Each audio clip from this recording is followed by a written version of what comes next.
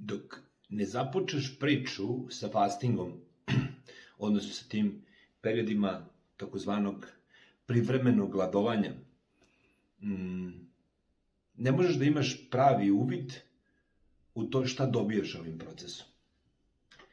I sad, iako bih ja mogao da vam govorim o bezbroj naučnih nalaza, bezbroj renomiranih studija potvrđenih od strane stotina istraživača koje pokazuju koji su sve benefiti privremenog gladovanja, odnosno posta, moje jedino uverenje koje imam iz svega ovoga dolazi iz onoga što je bilo moje iskustvo i ono što je sam fasting meni dao. Nakon 1.5 dana sprovođenja u proces ovog jednog metoda, načina života i nakon izlečenja nekoliko hroničnih bolesti, nakon skidanja 60 kg, 65 kg telesne mase, skoro 70, došao sam do uvida da ne samo da je to jedna lično korisna stvar, nego da je to stvar koju bi zaista svako trebalo da zna. Na prvom mestu zbog toga što postoje razne nedoumice, postoje razne pogrešne informacije koje postoje danas u kulturi, u svetu, i koje su tu zbog nečega. Da li u pitanju zaista jedno svesno usmeravanje društva da razmišlja tamo gde ne treba ili to nije, da li je to zbog toga što nama kao ljudima zapravo ne treba toliko hrane sa jedne strane, sa druge strane nije komplikovano hraniti se, sa treće strane samo pitanje razboljevanja ljudi zavisi od toga kako jedu, a na ovakav način se razboljevamo, pa zato treba više lekova, više hrane i tako dalje. Tako da ne bih želeo da ulazim u konspiracionističke priče, ali da kažemo sledeću stvar. Pomoću fastinga ti živiš u jednom principu slobode. U kom principu? Znači, ta igra koju igramo, koju zove život, dobija neki smisao. Zašto? Zato što postoji alat koji može ti pomogne da bez novca, bez ikakvog znanja ili bilo čega, da možeš sebi da promeniš život na bolje. I sve što treba jeste da ostaviš jedan deo dan kad ćeš da jedeš, drugom danu ne jedeš. Ok, nije baš toliko jednostavno, ali zapravo se svodi na to. I pitanje je, zašto je fasting princip slobode? On je princip slobode zbog toga što mi smo naučeni da budemo na stalnom punjaču. Šta to znači? Kao, pominjao sam to u prethodnoj epizodi biohakovanja, nemate telefon koji nikada ne napunite do kraja i on ima jako malu autonomiju. Recimo, napunite ga do 7%, 10%, da ga skinete s punjača, jer daleko vam je utičnice. I onda radite nešto, pa se on potroši opet, pa samo da se ugasi, a ti stigneš do punjača i znači taj moment stresa koji imaš dolaska do punjača je jednak momentu stresa koji imamo kada smo stalno gladni. Dijetom koju mi sada imamo, pod dijetom ne podrazumevam držanje neke dijete restriktivne, nego načinom ishrane koju imamo, sa tim načinom ishrane koju mi imamo, mi negujemo biološku kulturu stalnog jedenja. A rekli smo u prošloj epizodi biohakovanja kako je jako važno da mi dan podelimo u 3 dela. Jedan dan je punjenje energijom, drugi dan je rad, trošenje te energije, treći dan je spavanje. A mi zbog načina, zbog navika u ishrani, mi dolazimo do toga da je nama ceo dan hranjenje. Mi smo grickačka kultura, mi grickamo. I princip slobode znači, ajde da se skinemo sa punjača. Ajde da vidimo kako izgleda taj divni život kada ti možeš da iskoristiš sve te resurse koje imaš, da budeš daleko srećan, daleko poletniji, da daleko bolje razmišljaš, da imaš daleko veći libido, da osjećaš daleko veću mladost, da imaš lepše lice, da imaš lepšu kožu, da imaš organe koji bolje funkcionišu i rade samo zbog toga što se hraniš onako kako je priroda htela da se hraniš. Ok, pitanje koje ćemo ovdje obradimo, sad nekoliko pitanja tog epizode, jeste prvo, zašto mi ulazimo u sam fasting, kako da ostanemo u fastingu, kako da izdržimo do kraja tog nekog kraja već nečega. Ok, onda, kako fasting unutra u našem telu konkretno izgleda, šta se to dešava u nama kada mi počnemo da sprovodimo taj proces. ima 5 nekih faza koje treba da opišemo kroz vreme kako se one dešavaju. Onda, koji je tajming za fasting najbolji? Koji je to deo dana kada treba sprovoditi fasting? I kolika je dužina fastinga? Da li je to čuvenih 8 sati, 16-8 ili nije? Da li treba da se menja i tako dalje? Ok.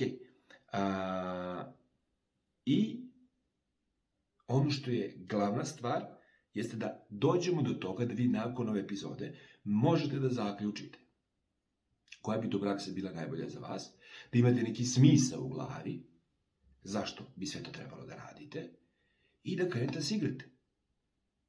Razumete?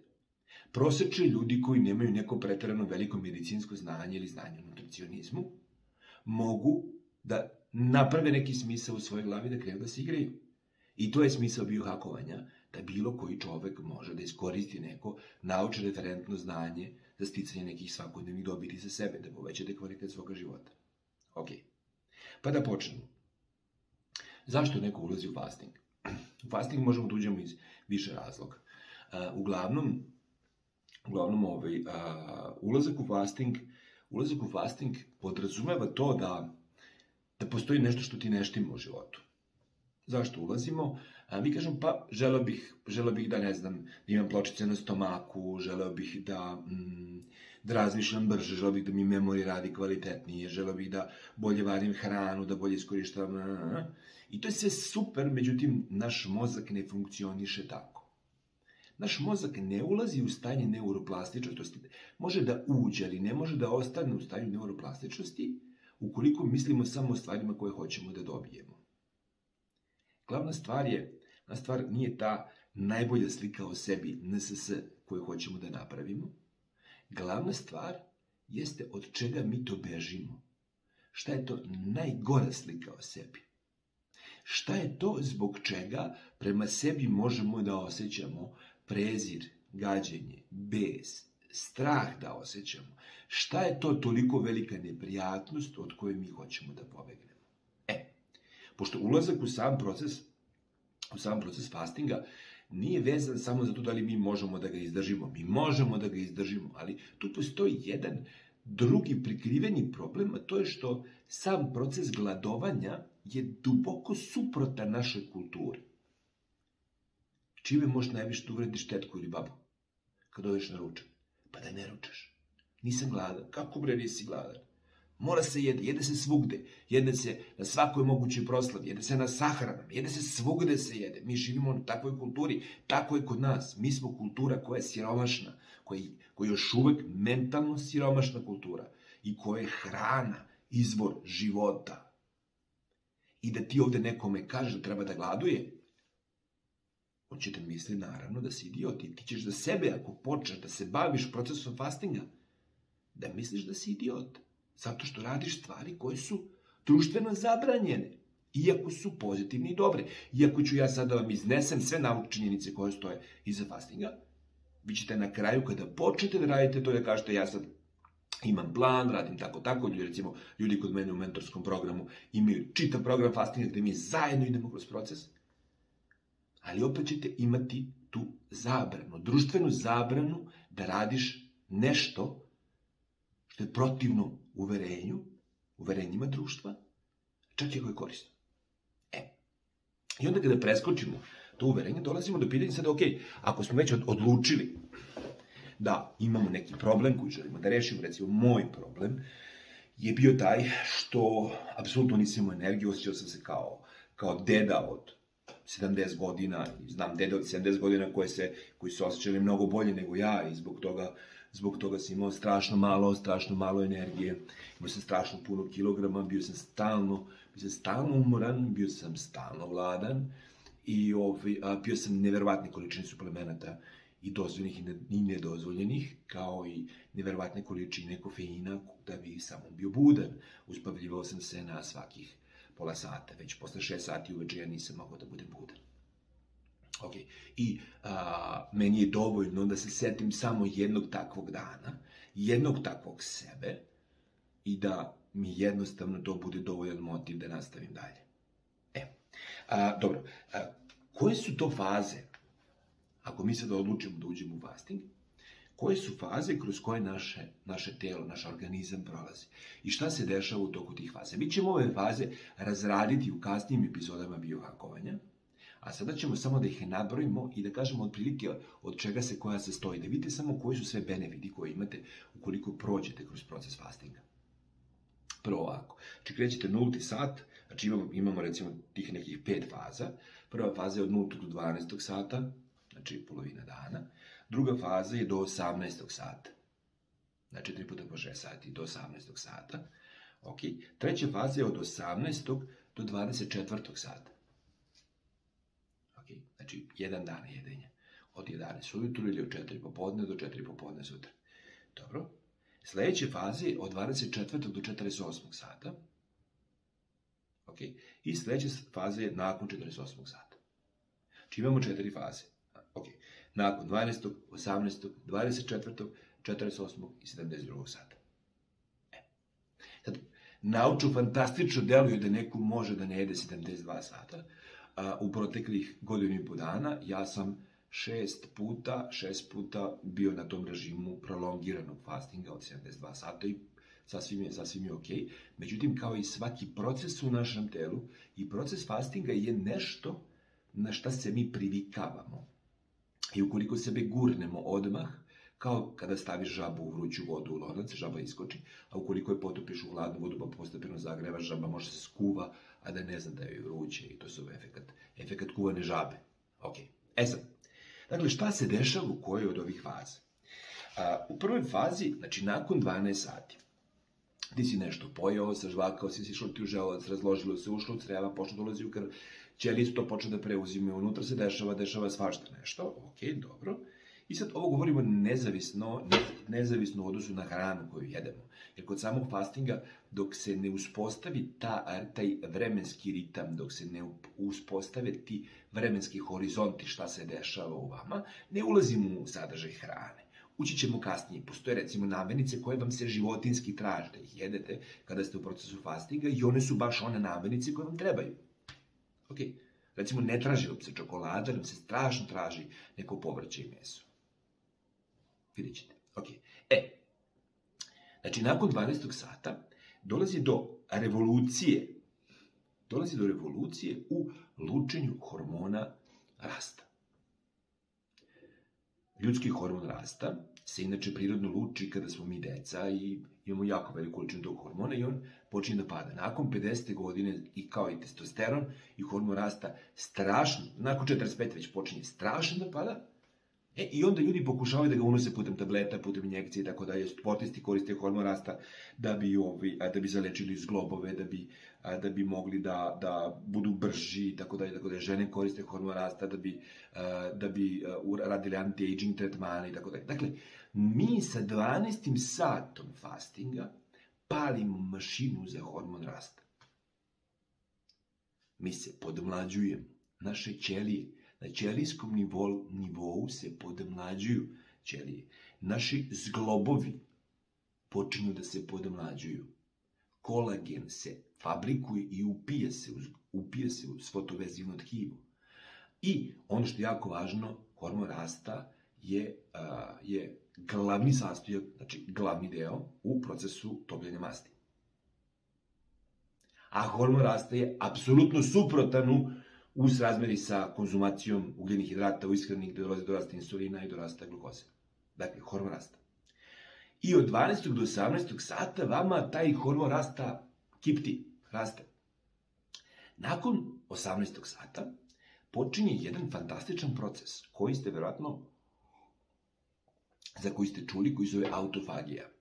Autofagija je proces reciklaže ćelija, gde naš sistem, zbog toga što nema hrane, on je napravljen da nema dovoljno hrane, tako je dizajniran, tako je bilo u proteklih 1.000.000 godina, odnosno od nastanka prvih hominida do homo sapiensa, znači do pre svega par desetina ili 100 godina, ljudi nisu imali dovoljno hrane i onda je naš sistem napravljen tako da ima sistem za reciklažu i on reciklira ćelije. Bukvalno autofagija, pričat ćemo o njoj drugi put detaljnije, autofagija, ona se pokrene kao proces, nalazi oštećene ćelije njih razlaže proteine, iz njih razlaže te ulepljene proteine, amiloide, one njih razlaže i pravi od njih nove zdrave ćelije. Mi recikliramo sami sebe. I onda, znači, imate hormon rasta, imate autofagiju. Kako odmiče vreme dalje, nakon 24. sata? Teče i growth hormon, lučenje, teče i autofagija i onda dolazi do toga da se nakon 24. sata potroše poslednje rezerve glukoze. I u tom momentu naš organizam prelazi na jedno daleko efikasnije gorivo, na ketone. I u tom slučaju, čuli ste za keto dijetu, ali ne u ovom principu. Mi prelazimo na ketonsko gorivo koje je mnogo bolje, zato što ono je mnogo bolje za razmenu kiseonika, znači mnogo bolje za kardiovaskularni sistem, mnogo bolje za tiroidnu žlezdu koju relaksira i koja mnogo manje mora da radi. Mnogo je bolje zbog toga što zbog ketona mi imamo dodatnu supresiju, dodatno smanjivanje gladi. S jedne strane, s druge strane, lučenje BDNF-a, jednog brain, to je jedan faktor koji u našem mozgu, pomoću njega i miokina, u našem mozgu dolazi do regeneracije moždanog tkiva, odnosno u hipokampusu samo. Ali hipokampus nam je jako važan, to nam je centar za razmišljanje, to nam je centar za kreiranje privremene memorije, kreativnosti i tako dalje. I, znači, to mi regenerišemo celo naše telo, regenerišemo sve u čemu postoje proteini, a gde postoje proteini? U celom telu. Znači, postoji u mišićima, postoji u kosi, postoji u noktima, postoji u tetivama, postoji u kostima, postoji u zglobove, svugde mi regenerišemo celo naše telo. Naš hormon rasta regeneriše celo naše telo i mi dolazimo do toga da se mi zaista podmlađujemo. I vi zaista možete primetiti kod ljudi koji imaju sličan životni put kao ja. Imaš sliku mene sa 26 godina, sliku mene sa 36 godina i sliku mene sa 42 godine. I vidiš kako je koža sa 42 godine koja ima 20 kila više, kako je starija. Mnogo je moćna stvar. I onda nakon 48. sata dolazi do masivnog lučenja masivnog pravljenja matičnih ćelija. Matične ćelije su nediferencirane ćelije u našem telu. Što to znači? Mi imamo ćelije koje su ćelije mišića, ćelije kosti, ćelije to su diferencirane ćelije gde postoji unutra u DNK zapis ti ćelio, ti postani kost, ti ćelio postani zglob, ti ćelio postani vezino tkivo i tako dalje, ti ćelio postani crno krvno zrnce i tako dalje. Razumete, to su diferencirane. Međutim, matične ćelije su nediferencirane ćelije koje mogu da postanu ono što je potrebno. Drugim rečima, to su rezervni delovi. U svetu, recimo u Panami, postoji klinika koja tretira povrede matičnim ćelijama i povrede zarastaju 6-7 puta brže. Recimo, ljudi koji operišu kolena, odu u kliniku u Panamu i onda im nečije tuđe matične ćelije uzmu matične ćelije, ubrizgaju im ranu i ubrizgaju krvotok i onda one nađu lokaciju gde treba da se zakače šta treba da poprave. Nakon 48. sata matične ćelije počinju da rade reparaciju našeg organizma. Sad svakako. Znate, mi ne možemo ovo da uradimo od jedan put. Neko ne može jedan put uđi u fastingu 48 sati, to je nenormalno. Mi počinjemo sa nekim tajmingom. Prvo, kod tajminga je jako važno da znamo koji je to deo dana. Kada mi treba da jedemo zapravo, kada je naš food intake, kada uzimamo hranu, i tu postoji jedno potpuno jasno pravilo, da se hrana nikada ne uzima uveče. Znači, postoje naučne studije koje verifikovano dokazuju da hrana uzeta uveče aktivira ekspresiju gena koji su kancer, recimo koji pale kancer, koji pale inflamaciju i tako dalje. Dakle, jede se preko dana. Jede se u onom delu dana kada si najaktivniji. Tad se jede. Tako da bi najbolje bilo da, recimo, ti spavaš i da autofagija se najviše dešava u toku procesa spavanja i proces spavanja je zato jako važan. Spavaš i lečiš se. Zato je bilo važno da se proces fastinga nasloni na spavanje, se produži koliko može, sat vremena, sve dan. I onda uveče da se počne. Znači, neki ozbiljan fasting možemo da kažemo da se dešava onda kada se hranimo u 6 sati u toku dana. Ok. Znači, da počnemo sa 6 sati. Jer 8 i 6, jako je mala razlika, bit ćete gladni pa ćete biti. I ono što je sigurno imat ćete problem sa time u prvih nekoliko dana. Koliko je to dana? Problem traje od 4 do otprilike 12 dana. I u toku tog procesa od 4 do 12 dana vaše telo nauči da više ne bude gladno. I nakon toga više ne bude gladno. I to je to. Ok. Ja bih se ovdje sada zaustavio i ponovio neke stvari. Dakle, šta smo sad ovdje opisali? Opisali smo šta je to proces fastinga, opisali smo kroz ovih nekoliko vremenskih instanci šta se to dešava u tom procesu, od lučenja hormona rasta, preko početka autofagije, preko toga da prelazimo na keto gorivo i na kraju da počne lučenje, to je pravljenje step ćelije, odnosno matične ćelije. Dakle, ovo su jako važna 4 elementa celog procesa. Okay? I nakon 72. sata nastaje ta takozvana fontana mladosti gdje imamo mnoštvo matičnih ćelija i tako dalje. Postoje ljudi koji u fastingu ostaju po 7 dana i po 10 dana i tako dalje. I čak ima jedan podcast gdje sam gledao čoveka koji je američki specijalac, kao Navy SEAL, morska foka kako se zovu, i koji je u 10-dnevnoj fastingu radio trening, čovjek trčao uz brdo, penjao se po liticama i sve ostalo. Dakle, unutra postoji jedan čitav svet koji mi zaključavamo zbog toga što odlučujemo da svoje telo držimo na punjaču. Ukoliko svoje telo isključimo sa punjača, naše telo i naš um će nam pokazati šta zapravo može da uradi. Onda ćemo vidjeti kako bez lekova, kako bez skupih dijeta, kako bez ičega samo pomoću vazduha, svetla i toga da kontrolišemo kada ne unosimo hranu, možemo da budemo daleko zadovoljnija bića i da živimo daleko kvalitetnije. Hvala vam što pratite biohakovanje, vidimo se sutra. Ćao!